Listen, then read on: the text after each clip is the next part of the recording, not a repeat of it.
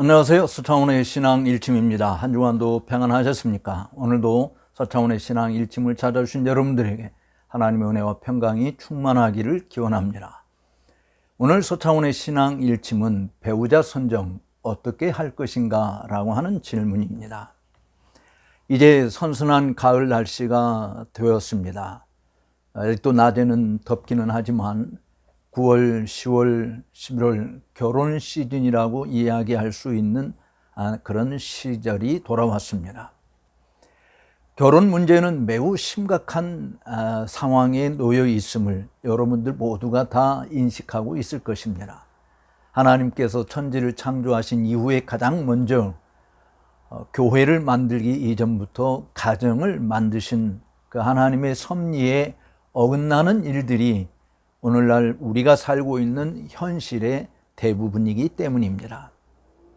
저는 오늘 사실 이 부분을 다루면서 오랫동안 기독교인들의 가정생활을 어떻게 추구할 것인가 라고 하는 부분들을 교회를 통해서 학교를 통해서 가르쳐 왔지만 특별히 오늘날처럼 비혼이 많고 또 결혼을 하고 싶어도 하지 않는 늦게 정말 나이가 먹도록 홀로 사는 일을 더 좋아하고 또 결혼을 해도 자녀를 갖지 않는 이런 사회적 현상이 교회 안에도 여전히 팽배해져 있다라고 하는 사실을 보면서 결혼은 하나님이 정해주신 생육하고 번성하고 땅을 정복하고 다스리는 문화 명령을 실행할 수 있는 최고의 도구로 주신 것이라고 하는 사실을 말씀을 드립니다. 그래서 결혼은 사실은 사람이라면 반드시 해야 된다라고 믿습니다. 성경에서 예외적인 것도 이야기하죠. 결혼을 하지 않아도 되는 사람들입니다. 예를 들면은 내가 평생 주를 위해서 살아야 되겠다. 그래서 예수님과 결혼하면서 정말 홀로 전 생애를 주의 복음과 그의 나라를 위해서 헌신하는 그런 일꾼들이 필요하죠. 그런 자들이 역사상 수없이 많이 있어 왔습니다. 그런 경우에는 하나님 앞에 서약한 것이기 때문에 결혼하지 않아도 되는 것이죠. 또 다른 경우도 있잖아요. 나면서부터 고자가 된 경우도 있습니다. 결혼 생활을 지탱할 수 없는 신체적 상태 때문에 일어나는 일이죠. 그러나 또 하나 있습니다. 사고로 고자가 된 자들도 있습니다. 그런 경우에 역시 신체적 이 결함 때문에 정상적인 결혼 생활을 할 수 없는 경우들도 존재하는 것이죠. 물론 왜 결혼하느냐? 남자와 여자가 합하여서 둘이 한 몸이 되어서 하나님께서 허락하신 문화 명령을 이루는, 청교도들은 과거에 사실은 하나님의 영광과 거룩한 씨를 번성케 하는 일과 다른 사람들을 행복하게 해주는 일을 위해서 사실은 결혼해야 될 목적들을 언급한 적이 있죠.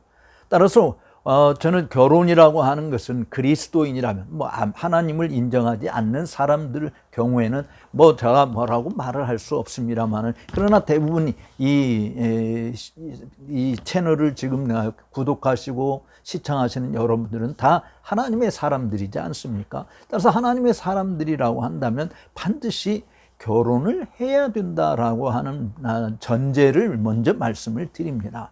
결혼 안 하고 혼자 살겠다고 하는 사람을 최근에 만난 적이 있습니다.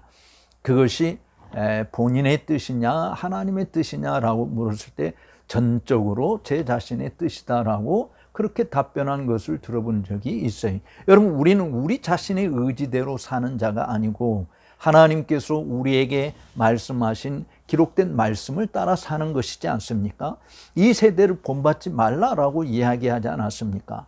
이 세대의 풍조가 늦게 결혼하든 결혼해도 아이를 낳지 않든 또는 아예 결혼을 하지 않고 혼자 삶을 즐기는 일을 추구하든 그것은 세대의 풍조에 불과한 것이지 성경이 우리에게 그렇게 교훈하는 것은 아니지 않습니까? 따라서 이 신앙 일침을 시청하시는 여러분들이 좀 지금까지 여러분들이 가진 생각이 어떠한 것이든 또 여러분들의 고정관념이 어떠한 것이든 성경이 우리에게 말하고 있는 것을 어떻게 실천할 것인가를 고민하는 것이 우리가 해야 할 일이지 않느냐라고 하는 생각이죠. 저는 청교도들이 배우자를 선정하는 조건을 5가지 이야기한 것을 여러분들에게 소개해 드리고자 합니다. 물론 이미 학교에서 가르치면서 또는 교회에서 목회 활동을 할 때 이런 부분들을 많이 언급을 했습니다만은 여전히 우리는 결혼 문제의 심각성을 인식하지 않고 그냥 개인의 취향에, 개인의 성향에 맞도록 방치하고 있는 모습들이 너무 많은 것이기 때문에 저는 배우자 선정을 하지 못해서 결혼하지 못하고 있는 사람들, 물론 사회적인 현상 자체가 너무 집값이 비싸고 자녀들을 교육시킬 수 있는 교육비가 너무 많이 들어가고 하는 그런 것들은 외부적인 부분인 것이에요. 그런데 정말 성경에서 우리에게 말하고 있는 가정에 대한 부분이 어떤 것인지, 정말 그리스도의 학교요, 장차 국가와 교회를 위해서 꿀을 저장하는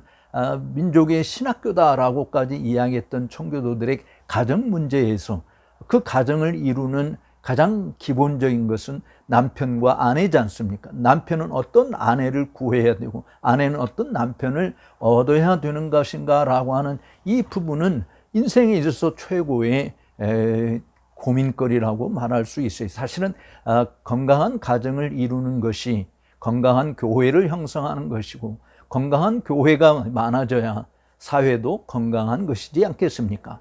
그런데 교회가 사회의 영향을 받아서 가정 문제를 소홀히 여기게 된다고 한다면 사실은 더 이상 이 땅에는 소망이 없다고 말해도 틀리지 않는 것이죠.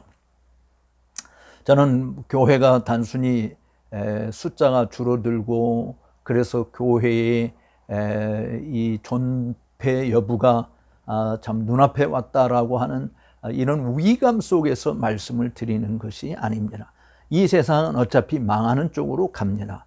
교회도 우리 눈에 보이는 수많은 아름다운 교회당들도 언젠가는 다 허물어지고 없어질 것들에 불과한 것이죠. 그러나 주님의 나라는 영원한 나라지 않습니까? 하나님께서 창세전에 택하여 하나님의 자녀로 삼아주신 하나님의 백성들은 주님이 다시 오시는 그날까지 여전히 이 땅에 존재하는 것이죠. 그렇게 주님의 백성들이 가정을 이룬다라고 하는 것은 매우 중요한 문제이기에 배우자 선정을 어떻게 해야 될 것인가.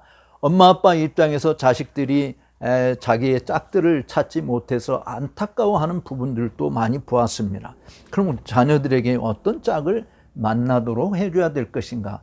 과거에 비추어서 지금은 젊은이들이 스스로 짝을 찾지 못하는 일들이 많기 때문에 저는 오히려 아주 옛적 방법이긴 하지만 부모들이 중매해서 짝을 만나게 해주고 결혼시키는 것이 더 안전한 길이다라고 하는 생각을 제시해 봅니다.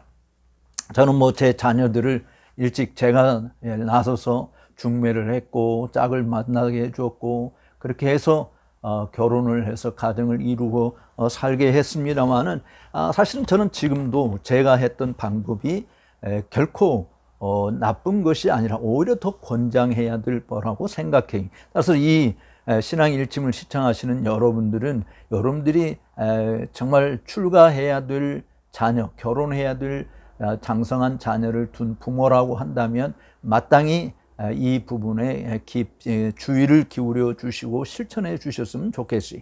그리고 사실 저는 뭐 우리 손주들이 이제 큰애가 초등학교 5학년입니다만은 그 손주들을 위해서 지금도 기도하는데 특별히 손주들의 배우자를 놓고 기도하는 것이죠.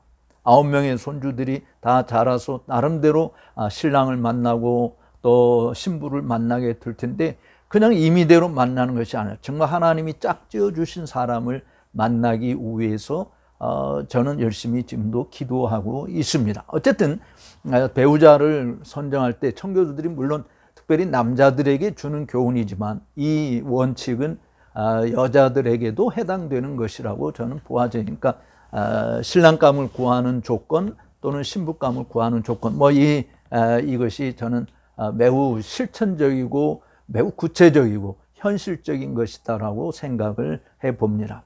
물론 예수 믿는 사람이기 때문에 당연히 예수 믿는 사람을 찾아서 결혼을 해야 된다라고 말하겠죠. 청교도들이 그거 부정하지 않습니다. 그리고 이왕이면 돈이 있고 좋은 직장에 다니고 이왕이면 건강하고 이왕이면 미래가 확실한 그런 사람과 결혼하고 싶다라고 말을 할 수 있을 것입니다.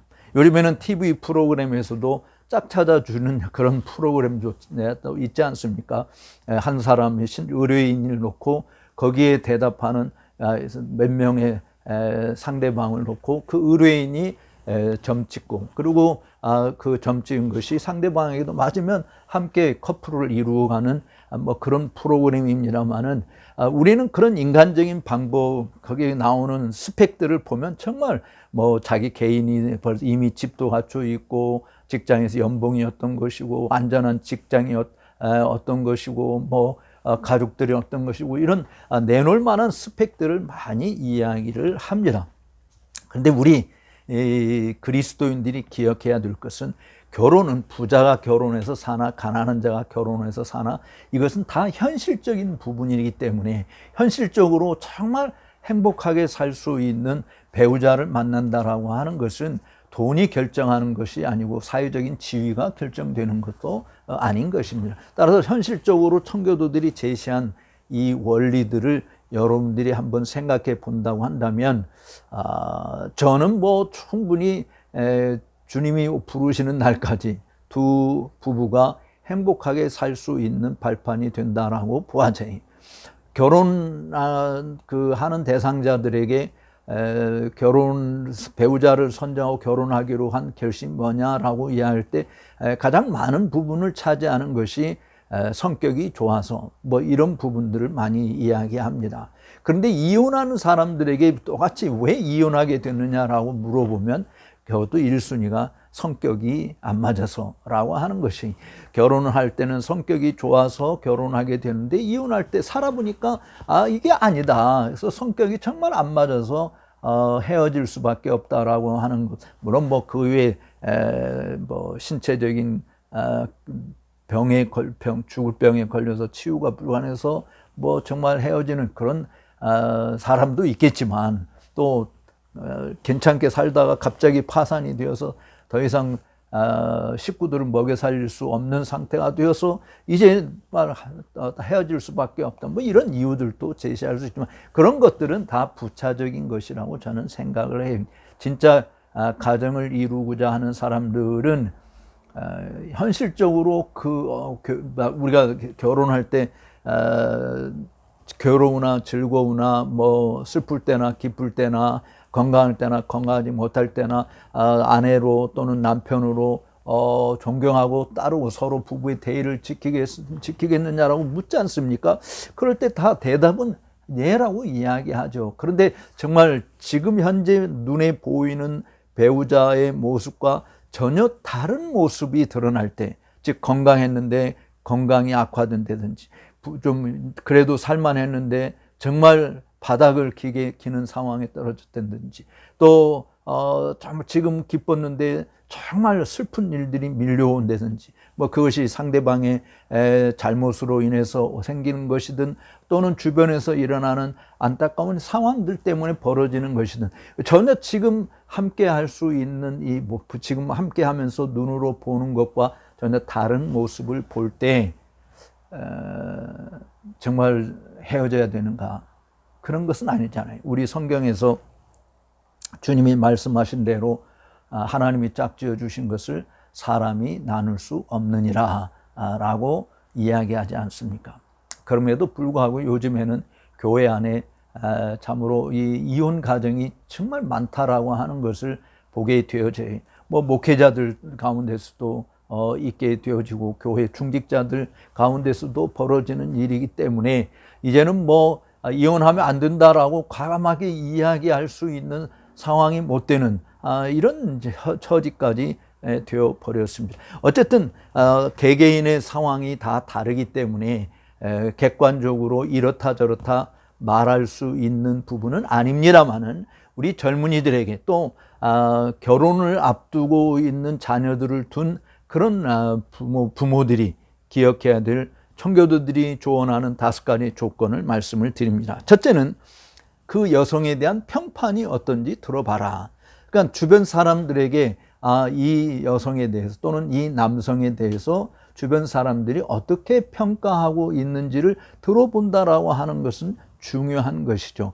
사람의 입에서 오르내는, 물론 시기 질투해서 잘못되게 말하는 것들도 있을 수 있지만, 그러나 함께 지내면서 지내면서 눈여겨본 또 같이 살아왔던 주변의 사람들, 뭐 직장인이면 직장 동료들의 이야기, 또 학생이면 학교 친구들의 이야기, 주변 사람들이 어른들 또 어른들 입장에서 이 아이를 어떻게 평가하는지, 이런 것들을 들어보는 것은 굉장히 중요한 것이에요. 사람들이 말하는 것이 다 호불호가 있기 때문에 우리는 그 부분을 감안하고 들어야 됩니다만은, 그래도 부정적인 것보다 긍정적인 면이 더 많다고 한다면 뭐 배우자로서 저는 선택할 가능성이 더 많다라고 봐야죠.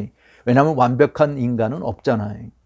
그래서 저는 사실은 학생들에게 여러분들이 생각하는 이상형의 50%만 된다고 한다면, 50점만 되면 결혼하라라고 권장을 합니다. 왜냐하면 100점짜리는 없기 때문이죠. 100점이라고 생각했는데 실제로 결혼해서 살아보니까 점수가 110점, 120점, 200점 올라가는 부분은 거의 없습니다.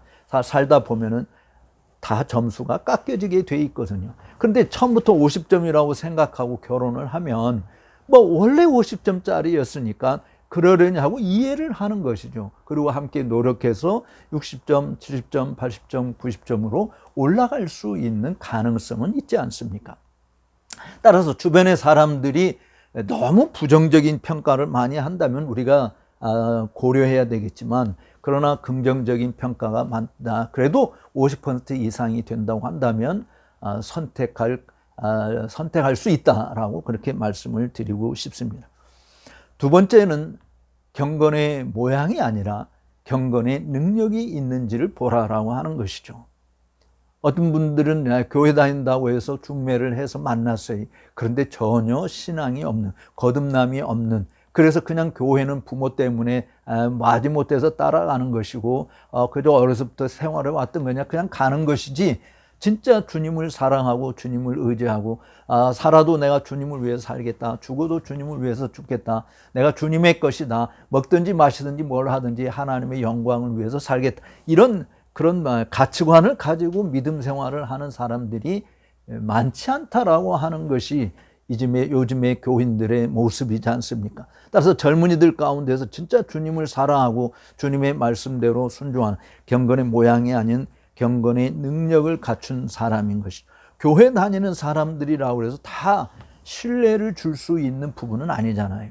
아주 오래전의 일입니다만은 어떤 사람이 정말 교회에 신부감을 구하기 위해서 예배당에 왔어요. 그런데 정말 찬양대석에 앉아있는 한 자매를 보고 첫눈에 반했습니다. 그래서 그 자매와 교제할 시간을 가지기 위해서 매주마다 교회에 나오게 되었고, 그리고 교제 만남이 성사가 되어서 함께 교제하라는데, 그 자매가 세례를 받아야 되고 정말 교회 주님을 잘 믿는 그런 사람이 되지 않으면 결혼할 수 없다라고 이야기해서, 그래서 정말 학습 교육을 받고 그리고 세례까지 받게 되었습니다. 그리고 때가 되어서 두 사람이 결혼을 하게 된 것이죠.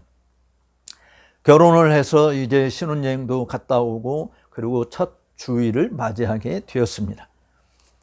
주일날 아침에 이 신부는 정말 이제 결혼해서 처음으로 예배당에 다시 가는 것이, 신랑과 함께 가는 것이니까 잘 준비한다고 준비하고 있는데 남편이 일어날 생각을 하지 않는 거예요. 그래서 여보 이제 교회 가야 돼요, 일어나서 준비해야죠 라고 이야기를 하니까 침대에 누워있던 남편이 하는 말이 이것이었습니다. 이제 연극은 끝났어. 아내를 얻기 위해서 그동안 교회 다니는 척 했던 것이고 예수 믿는 척 했던 것이지 실제로 주님을 믿는 것이 아니었다라고 하는 것이, 물론 경건의 모양, 교회 다니는 모습, 그 겉모습만 보고 신앙인이다라고 우리가 착각할 수 있습니다. 실제로 유사 그리스도인들이라고 하는 그리스도인들이 유사 그리스도인이라는 책도 있듯이 정말 가짜 교인들이 존재할 수 있어요. 진짜인지 아닌지 어떻게 아느냐? 우리는 나무는 열매로 안다고. 그와 같은 모습들을 열매, 정말 성령의 거듭난 열매가 있는지, 주님의 말씀에 대한 우리의 태도, 그리고 주님을 향한 우리의 태도, 그리고 교회를 향한 우리의 태도, 성도들 향한 우리의 태도, 주변의 불신자들 향한 우리의 태도, 이런 것들을 살펴보면서 정말 거듭난 증거들이 있는지 없는지를 살펴보아야, 방향이 같고 목적이 같아야 함께 손을 잡고 즐겁게 뛰어갈 수 있지 않겠습니까? 그런 의미에서 단순히 교회 다니는 사람이 아니라 정말 거듭난 하나님의 사람, 하나님에게 헌신된 사람이어야 한다라고 하는 것이죠. 셋째는 말이 많은 사람인가 아닌가라고 하는 것을 보라라고 했습니다. 말 때문에 정말 실수를 저지르는 일이 얼마나 많습니다. 말이 화근이 되는 일들이 정말 많이 있습니다. 성경은 우리에게 말하기는 더디하고 듣기는 속히 하라고 가르쳐 주죠. 따라서 말이 많은 사람들, 교회 안에서도 말 많은 사람들이 문제를 자꾸 야기시키잖아요. 사실은 정말 묵묵하게 참으면서 하나님께 맡기며 기도하면서 하나님의 뜻을 구하는 그런 자들이 더 필요한 것이죠. 물론 말하지 않고 그냥 미련한 곰탱이보다도 정말 여우 같은 사람이 더 좋다라고 어른들이 그렇게 이야기합니다만은, 그러나 말로 인해서 정말 교회를 어지럽히고 주변 사람들과 관계를 잘 맺지 못하는 그런 일들이 충분히 있을 수 있어요. 요즘에는 뭐 여자들이 말이 많으냐 나느냐 이런 건데, 남자들도 말 많은 사람이 있죠. 저같이 사실은 말을 하고 사는 사람 입장에서는 말을 안 하고 있는 것이 정말 괴로운 것이라고 말할 수 있습니다. 그래서 말을 해도 정말 덕스러운 말, 은혜로운 말, 감사하는 말, 칭찬하는 말, 정말 사람을 높여주고 세워주는 그런 말을 하는 것이 필요하다라고 봐주고, 무엇보다도 더 성경이 우리에게 교훈하고 있듯이 베드로전 4장에서 보는 것처럼 누구든지 말을 하려거든 하나님의 말씀을 하는 것 같이 하라라고 했으니, 우리의 입에서 나오는 말들이 정말 선하고 덕을 세우고 은혜를 끼치고 감사하는 말이 될 수 있는 최적의 조건은 하나님의 말씀이라고 볼 수 있습니다. 다른 말로 이야기하면 사실은 하나님의 말씀이 우리 속에 살아서 그 말씀이 우리의 손과 발을 통해서 또 혀를 통해서 드러나게 하는 일을 하는 것이 매우 필요하다라고 볼 수 있겠죠.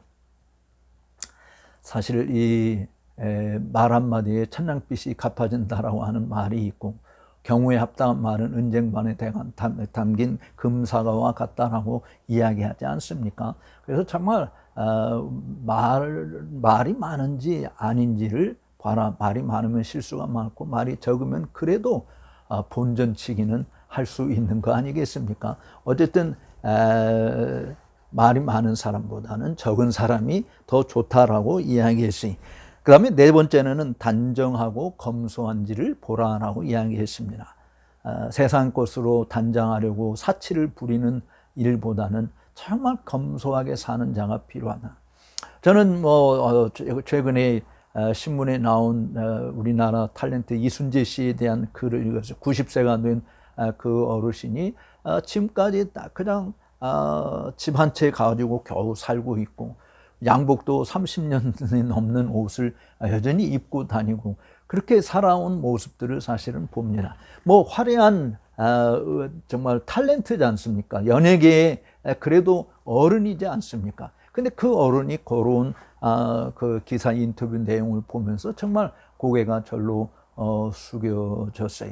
물론 청빈하게 사는 것보다 청부의 모습이 더 필요한 시대이긴 합니다. 지금은 모두가 다 그래도 어느 정도 저희가 어렸을 때 살아가는 가난한 사람들이 대부분이었던 때보다는 전혀 다르기 때문에 부를 어떻게 정말 깨끗하게 사용할 수 있느냐라고 하는 부분인데, 자기를 위해서 쓰는 것이 아니라 더 많은 사람들에게 혜택을 주기 위해서 땀 흘려 노력하는 그런 것이 우리 그리스도인들에게는 필요한 것이죠. 따라서 우리 스스로 그냥 세상에 결혼식을 하는데 참 몇천억을 들여서 호화 잔치를 벌이는 인도의 부자의 이야기, 우리를 참 주눅들게 만드는 이야기들이지만 또 부자들이 노는 그런 그 모임에 들어가 보지 않아서 알 수는 없습니다만은 텔레비에서나 또 영화에서 이렇게 보여주는 모습들 보면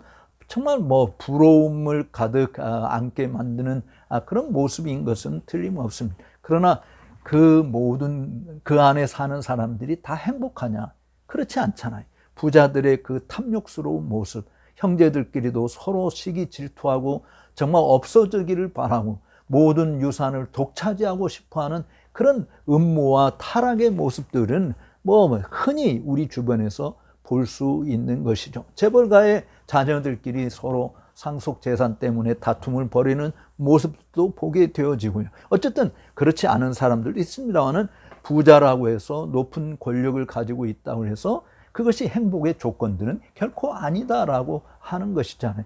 늘 고기 반찬 먹으면서 서로 싸우는 것보다 그저 채소 반찬 놓고 물 한 그릇 놓고 밥 한 그릇 놓고 오두막집에서 오순도순 웃으며 사는 것이 정말 행복하다고 성경은 우리에게 말해주고 있지 않습니까? 따라서 사치를 부리는 것인지 검소한 것인지 정말 단정한 것인지 아니면은 품행이 방정한 것인지 이런 것들을 우리들이 눈여겨보는 것이 매우 필요하다라고 말씀드릴 수 있습니다. 마지막 하나는 주변의 친구를 보라 그랬습니다. 사람들은 다 끼리끼리 어울리는 것이기 때문에 어떤 친구들하고 어울리느냐라고 하는 것이 매우 중요한 것이죠. 거짓을 좋아하고 사치를 좋아하고 과시, 허용을 좋아하고 하는 이런 사람들, 그러나 진솔하고 정말 유머스럽고 그리고 그러면서도 자기 책임을 다하고 성실하게 살아가는 주변 사람들과 어울린다고 한다면 그것은 충분히 배우자로 삼을 수 있는 부분이지 않겠습니까? 늘 비방하고 욕하고 저주하고 시비를 걸게 만들고 남을 해롭게 하고 정말 그런 무리들과 어울린다고 한다면 이 사람이 아무리 자기는 그런 사람과 다르다라고 이야기하더라도 믿을 수 없는 것이지 않겠어요? 그러나 정말 그런 무리하들하고는 달리 정말 생각이 바르고 행동 봉가짐이 바르고 모든 사람들에게 배려하고 친절하고 사랑을 베풀고 하는 이런 모습들을 가진 사람들이 어울린다고 한다면 가정생활에서도 성실할 수밖에 없다라고 보아져요. 이제 결혼 시즌을 앞에 두고 있는 초입이지만 저는 이 성원의 신앙 일침을 시청해 준 여러분들이 어떤 배우자를 선정할 것인가 라고 하는 부분을 놓고 고민하지 말고 청교도들이 제시한 매우 현실적이고 구체적이고 실제적인 이런 부분을 놓고 판단을 해서 여기에 적어도